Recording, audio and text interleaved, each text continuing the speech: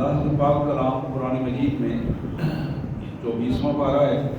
اور سورہ مومن جو 20ویں پارے میں سورہ مومن ہے، سورہ مومن کی آیت نمبر 7، 8، 9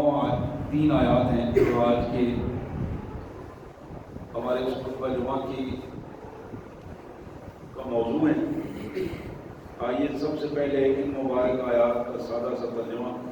اور مفہوم۔ اللہ کے مبارک نام سے جو بڑا مہربان بہت زیادہ رحم کرنے والا ہے۔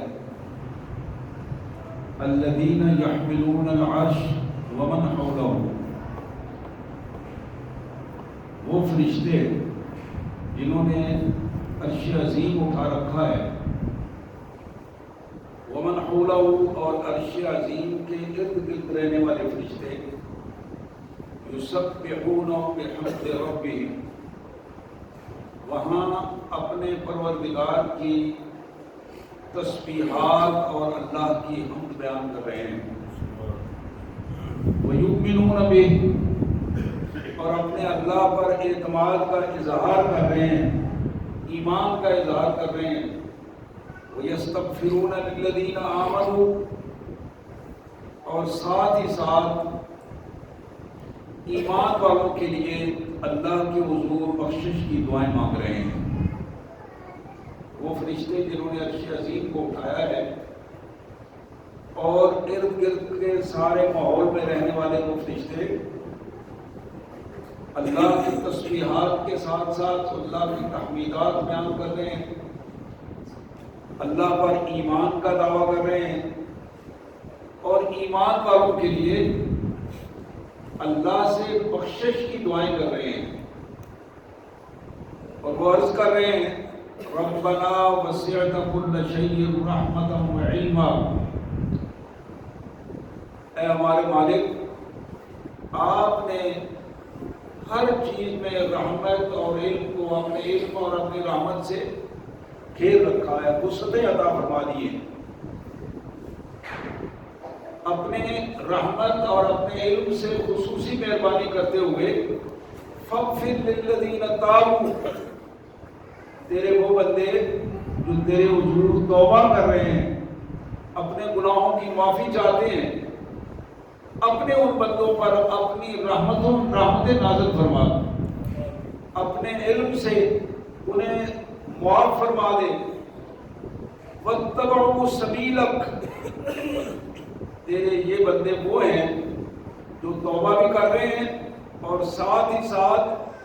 تیرے بتائے ہوئے دین کے راستے پر انہوں نے اپنے آپ کو لگا دیا ہے۔ وقیم عذاب الجحیم،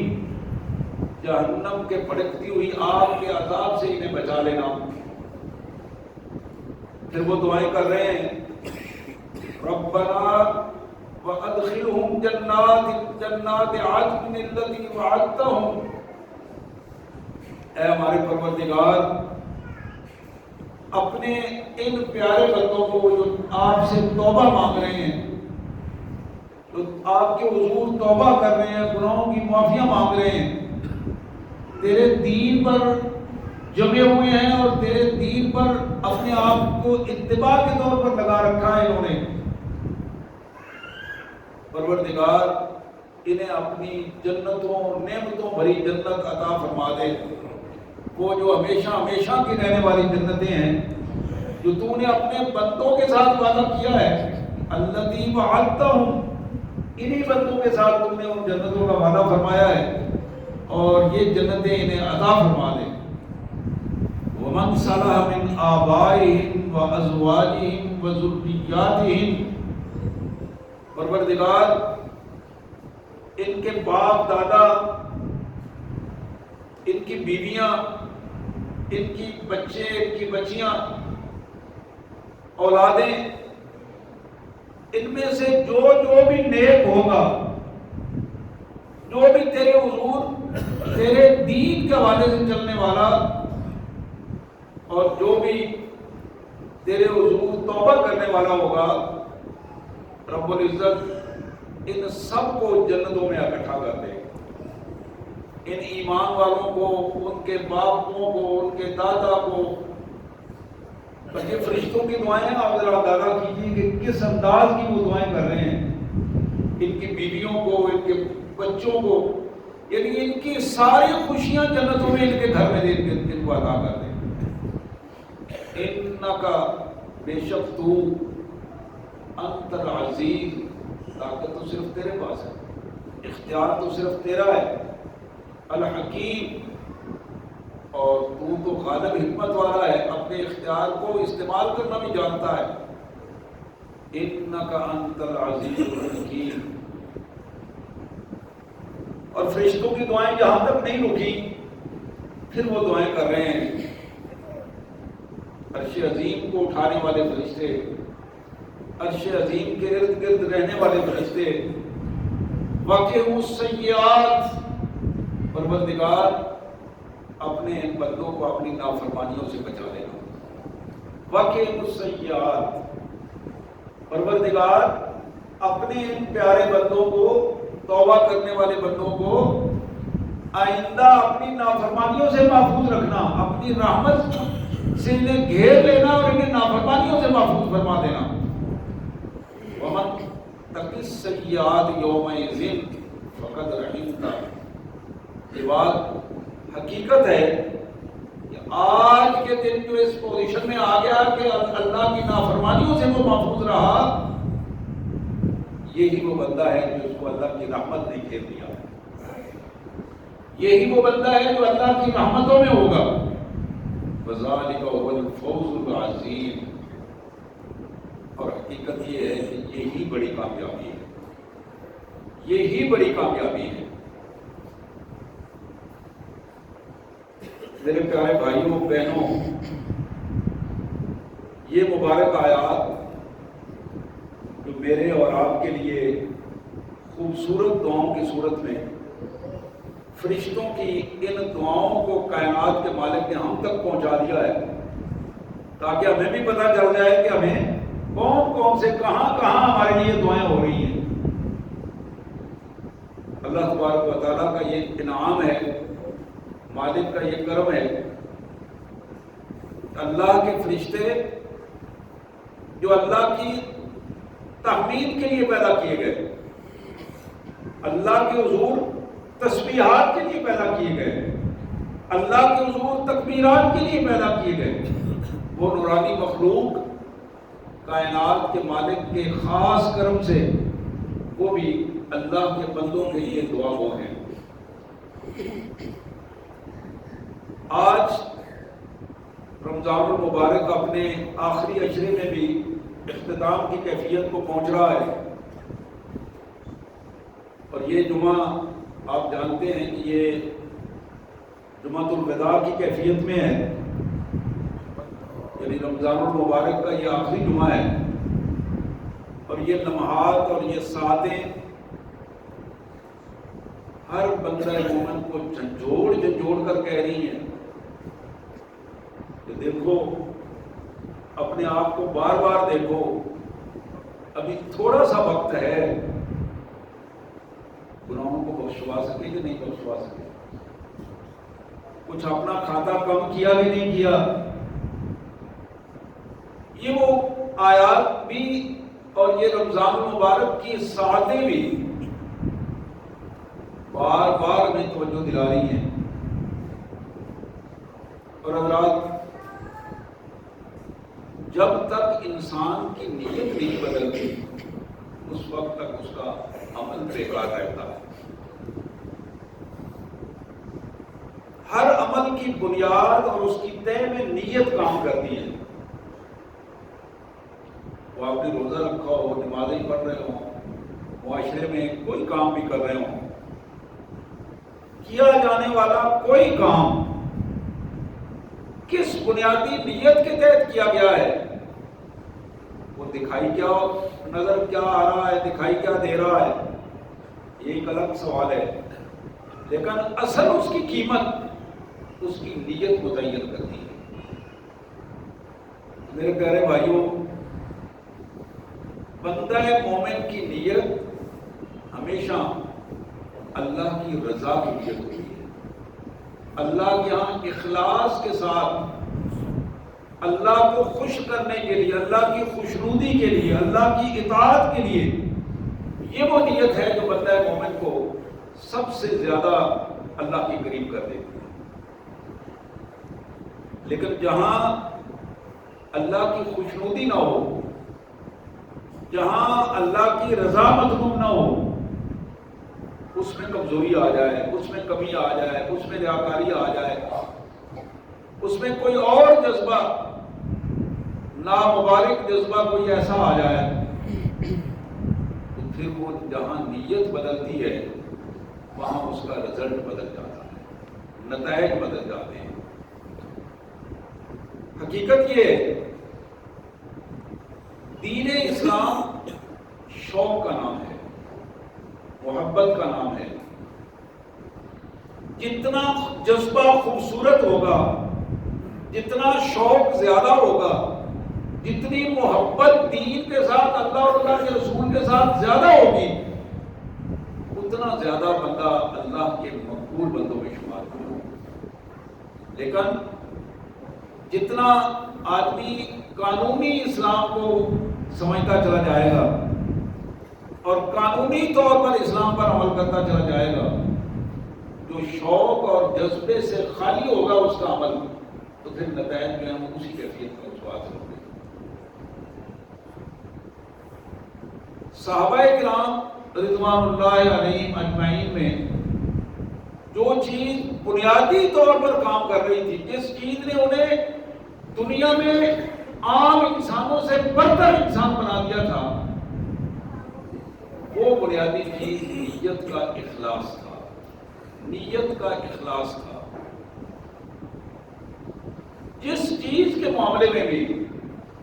ذرہ برابر بھی انہیں یہ اندازہ ہو گیا کہ یہاں ہم اللہ اور اللہ کے رسول کے حکم سے پیچھے ہٹے ہیں، فوراً انہوں نے اپنے آپ کو درست کیا۔ اس چیز کی پرواہ نہیں کی کہ کیا ہو رہا ہے، کون دیکھ رہا ہے، کون نہیں دیکھ رہا، کسے پتہ چلا ہے، کسے نہیں پتہ چلا، اس لیے کہ انہوں نے انسانوں کے لیے یہ کام نہیں کیا،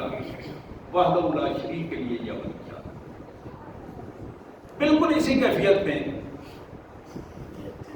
نماز میں شوق، جذبہ، نماز کی تیاری، یہ وہ کیفیات ہیں جو اس نماز کے اجر کو بڑھا دیتی ہیں، قبولیت کی کیفیت کو بڑھا دیتی ہیں۔ شوق اور جذبہ کیا ہے؟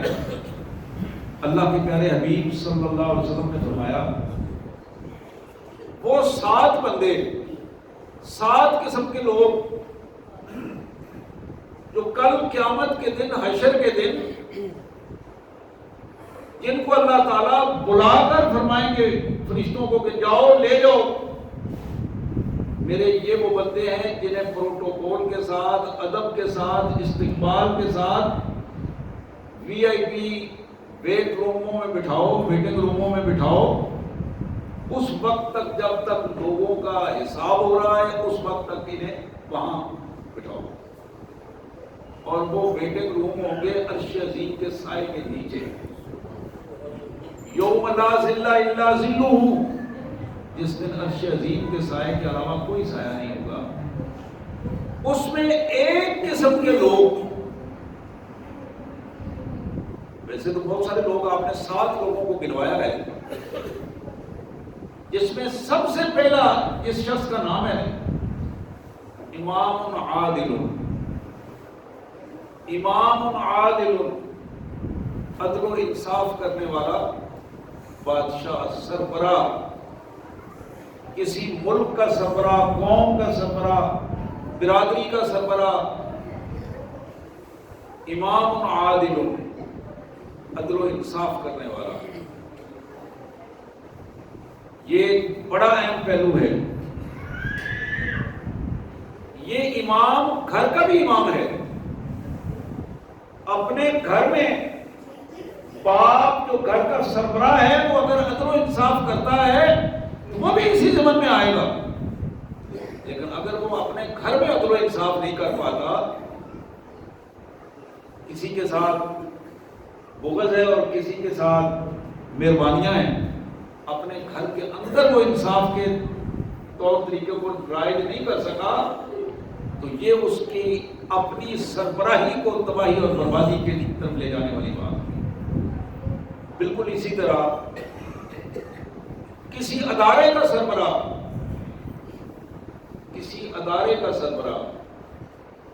وہ ادارہ گورنمنٹ کا ہو یا سول کا ہو یا ذاتی ادارہ ہو، وہاں کوئی بھی سربراہ ایسا بیٹھا ہے جو اپنی پوری کوشش کر کے نظام عدل کو نافذ کر دیتا ہے، انصاف کو نافذ کر دیتا ہے، اللہ تعالیٰ اس بندے کو بھی حشر کے دن وی آئی پی ٹریٹمنٹ دیں گے، وی آئی پی استقبال ہوگا۔ وہ انسان آج کے ہمارے جو بڑے ادارے ہیں، ریاست کے بڑے ادارے ہیں، ان اداروں کا سربراہ بن کے بیٹھا ہے، اس کا تقرر چیف جسٹس کی حیثیت سے ہے، اس کا تقرر سینٹ کے چیئرمین کی حیثیت سے ہے، وزیر اعظم کی حیثیت سے ہے، اسمبلی کے اسپیکر کی حیثیت سے ہے، فوجوں کے سربراہ کی حیثیت سے ہے۔ ریاست کا کوئی بھی ادارہ، اس ادارے کا سربراہ اگر انصاف نہیں کر پاتا، پھر اس کا بھی ایک نمونہ کائنات کے مالک نے بتایا ہے۔ اللہ کے رسول صلی اللہ علیہ وسلم نے فرمایا کہ کسی بھی ادارے کا سربراہ، کسی بھی عدالت کا سربراہ اگر انصاف کا فیصلہ نہیں کرتا، عدل و انصاف نہیں کرتا، تو کل قیامت کے دن اللہ تعالیٰ پیشانی کے ان بالوں سے پکڑ کر آسمان کے ساتھ اسے لٹکا دیں گے، حدیث کے یہ الفاظ ہیں۔ لیکن جو سربراہ، گھر کے سربراہ سے لے کر ریاستی سربراہان تک، جو شخص عدل و انصاف سے کام لیتا ہے، اپنی ذات کی، برادری کی، سٹیٹس کی پرواہ نہیں کرتا، ایسا بندہ اللہ کے حضور اس پوزیشن میں جائے گا، اللہ تعالیٰ اس امام عادل کو اللہ کریم اسپیشل پروٹوکول عطا فرمائیں گے، عزت اور احترام عطا فرمائیں گے۔ دوسرا بندہ جس کا میں ذکر کر رہا تھا، اللہ کے رسول صلی اللہ علیہ وسلم نے فرمایا کہ رجل قلبہ معلق بالمسجد، وہ بندہ، وہ نمازی جس کا دل مسجد میں اٹکا ہوا ہے، نماز کے لیے جاتا ہے، پھر آتا ہے، پھر جاتا ہے، ذہن میں ہے کہ اگلی نماز کی تیاری کر کے آؤں، نماز کی پوزیشن کبھی اس کے ذہن سے نہیں نکلی، قلبہ معلق بالمسجد، دل مسجد میں ہی اٹکا ہوا ہے، نماز میں ہی اٹکا ہوا ہے، اس بندے کو اللہ تبارک و تعالیٰ اسپیشل پروٹوکول عطا فرمائے۔ پھر فرمایا کہ وہ بندہ جو دائیں ہاتھ سے تو خرچ کرتا ہے لیکن بائیں کو پتہ نہیں ہے کہ اس نے خرچ کیا ہے کہ نہیں کیا، خاموشی سے اللہ کے بندوں تک اللہ کی رحمتیں پہنچاتا ہے۔ قرآن نے کہا تعریفون بسیماہم، ان کو چہروں سے پہچانو، زبانوں کا خیال مت کرو۔ ہاتھ نہ پھیلانے والے لا یسألون الناس الہافا، ڈھونڈو ان لوگوں کو جو لپٹ لپٹ کر دوسروں سے مانگتے نہیں ہیں، ہاتھ نہیں پھیلاتے، زبانیں نہیں کھولتے۔ ایسے لوگوں کو اللہ کے امانتوں کو پہنچانے والا شخص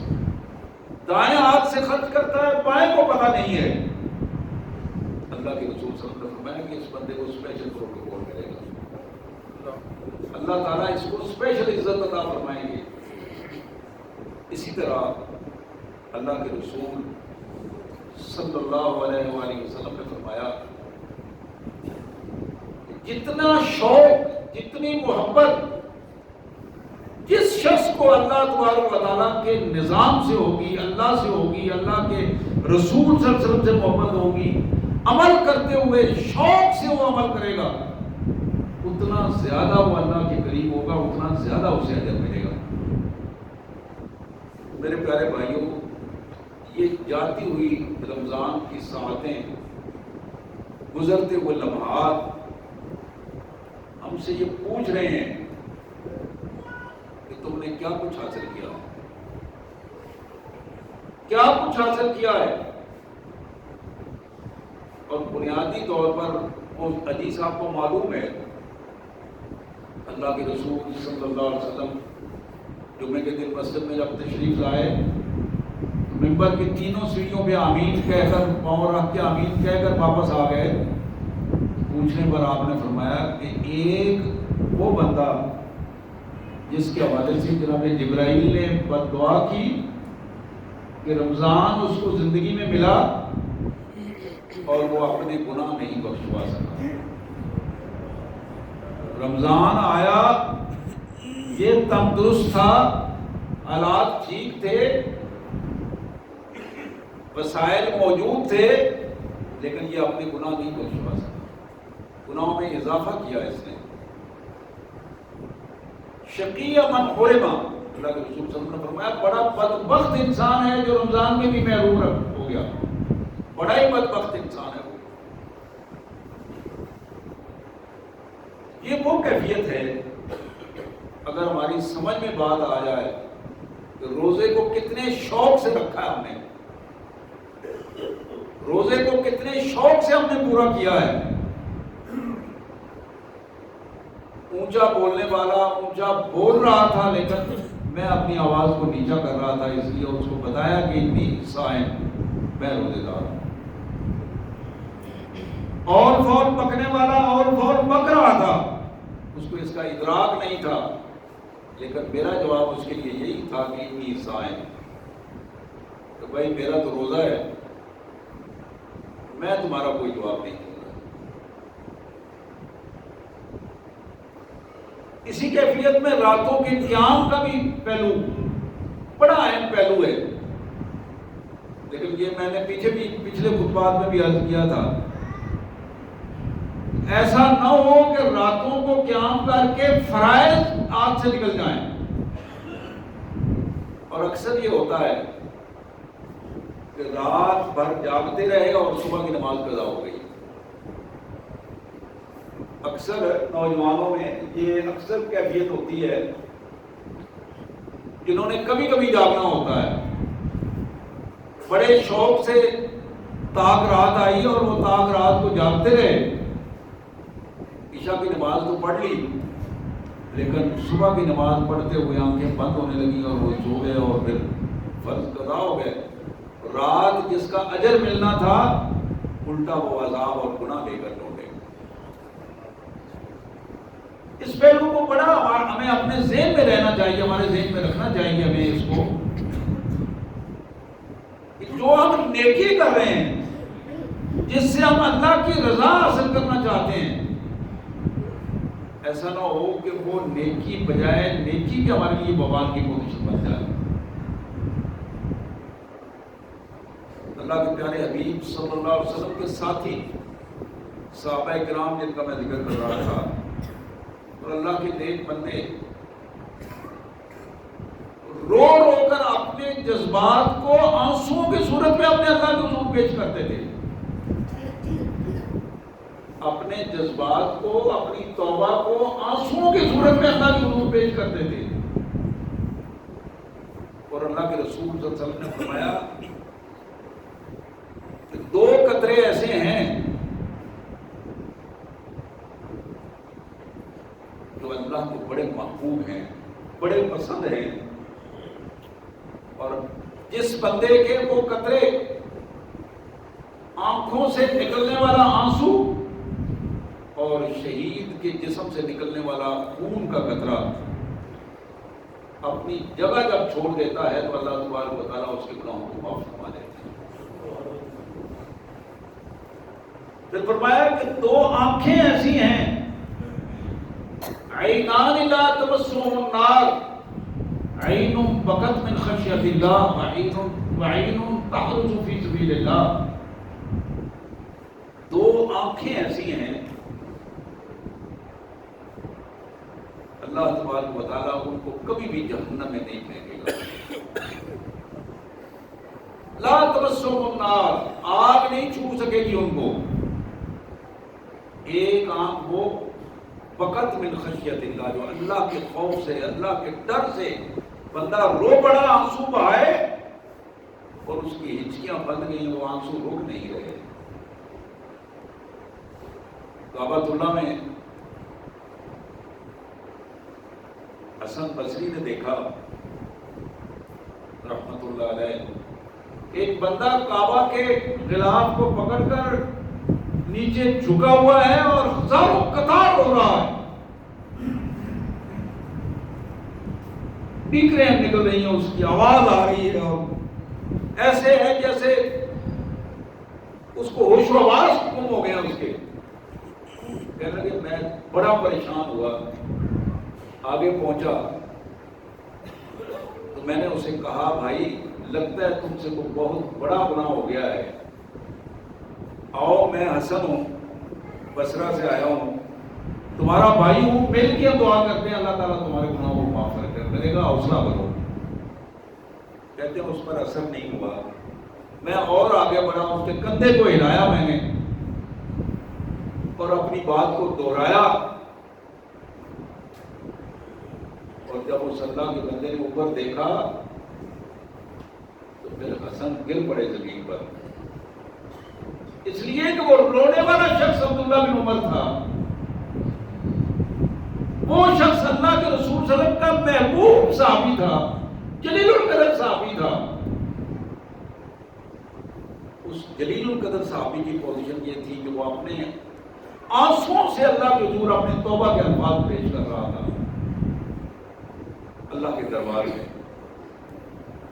تو یہ جو لمحات جن کا میں ذکر کر رہا تھا،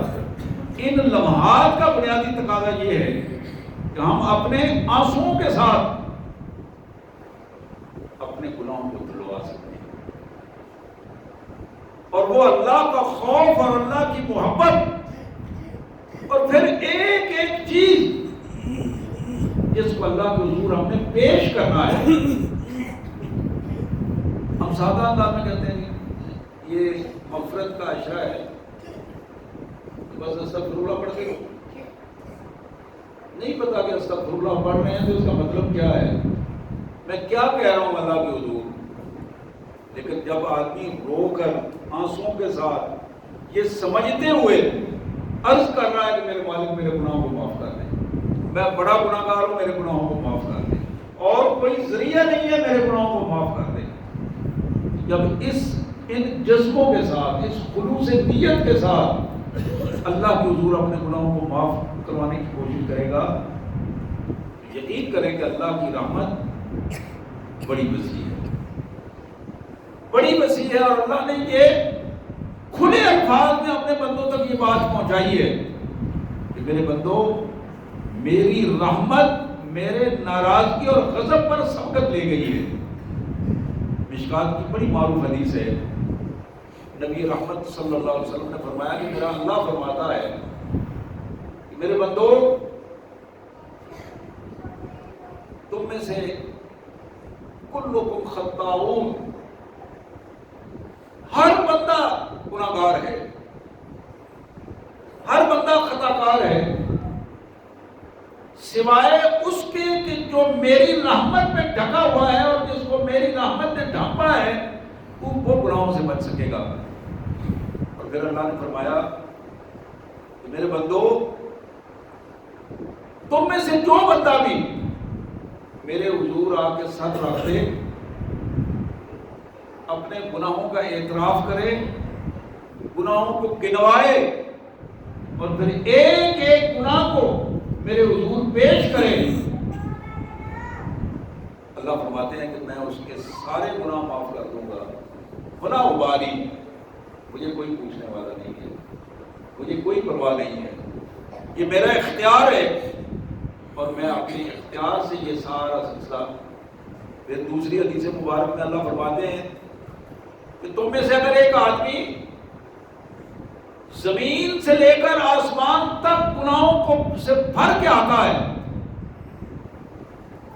یہ گناہوں سے لدا ہوا بندہ آ کر اپنے اللہ کے حضور سچی توبہ کر لیتا ہے، بات وہ شروع ہوئی ہے جو میں نے کہی کہ نیت میں اخلاص ہو، اندر پاک ہو جائے، اس پاکیزہ اندر کے ساتھ، پاکیزہ دل و دماغ کے ساتھ چند آنسو اور چند جملے زندگی بھر کے گناہوں کو نیکیوں میں بدل سکتے ہیں، زندگی بھر کے گناہوں کو نیکیوں میں بدل سکتے ہیں۔ یہی وہ کیفیت ہے جس کو اللہ اور اللہ کے رسول صلی اللہ علیہ وسلم نے ہمارے سامنے رکھا۔ اور انہی ریاض الصالحین کی ایک بڑی مشہور حدیث، یہ کئی دفعہ آپ نے سنی ہوگی، انہی گناہوں کو بخشوانے کے لیے اللہ کے رسول صلی اللہ علیہ وسلم نے فرمایا کہ بنی اسرائیل میں سے ایک شخص روتا پھر رہا تھا کہ کوئی ایسی جگہ بتاؤ کہ جس جگہ پہ میں جاؤں اور میرے گناہ معاف ہو جائیں، روتا پھر رہا تھا۔ 99 قتل کیے تھے، پھر جس کے پاس گیا اس نے اس کو بھی قتل کر دیا، اس نے کہا تو ہمارے گناہ نہیں معاف ہوتے، تو اس نے کہا چلو پورا 100 کر دوں، مار تو کھانی ہے۔ اب ایک جگہ کا اس کو پتہ چلا، اللہ کے رسول فرماتے ہیں تو اس طرف چل پڑا، آدھے راستے میں اس کو موت آ گئی۔ حضور فرماتے ہیں کہ میرے اللہ نے مجھے بتایا کہ دونوں قسم کے فرشتے وہاں پہنچے، جنت والے بھی اور جہنم والے بھی، اس کی روح کو قبض کرنے کے لیے، اور آپس میں جھگڑا ہو گیا۔ وہ کہہ رہے تھے یہ جنتی ہے، وہ کہہ رہے تھے یہ دوستی ہے، ابھی اس کی توبہ اس نے کی نہیں، قبول ہی نہیں ہوئی، تو وہ وہاں جائے گا تو وہ ہوگی۔ اللہ کی طرف سے ان کے لیے حکم آیا کہ تم ایسا کرو، لڑائی جھگڑے مت کرو، اس کا فاصلہ ناپ لو، جو فاصلہ کم ہے اس کا فیصلہ کر لو۔ اگر توبہ جہاں یہ جا رہا تھا وہاں کا فاصلہ تھوڑا رہ گیا ہے، اس کو اس توبہ والے کھاتے میں ڈال دو۔ اگر فاصلہ ادھر زیادہ ہے، ادھر زیادہ ہے اور ادھر کم ہے، پھر یہ جہنم والے میں ڈال دو۔ اب اللہ فرماتے ہیں، اللہ کے رسول فرماتے ہیں کہ میرے اللہ نے بتایا، اللہ نے اپنی رحمت سے اس بستی کے اس کو قریب کر دیا جو توبہ والی بستی۔ اب ذرا غور کیجیے، یہ کوئی معمولی اندر کیا بدل رہا ہے، اندر بدل رہا ہے۔ یہ وقت ہے اپنے ناراض ماں باپ کو منائیے، یہ وقت ہے اپنے ناراض بہن بھائیوں کو منائیے، یہ وہ وقت ہے اپنے کیے ہوئے ظلموں کا مداوع کیجیے۔ کسی کا حق کھایا ہے، پیسے کھائے ہیں،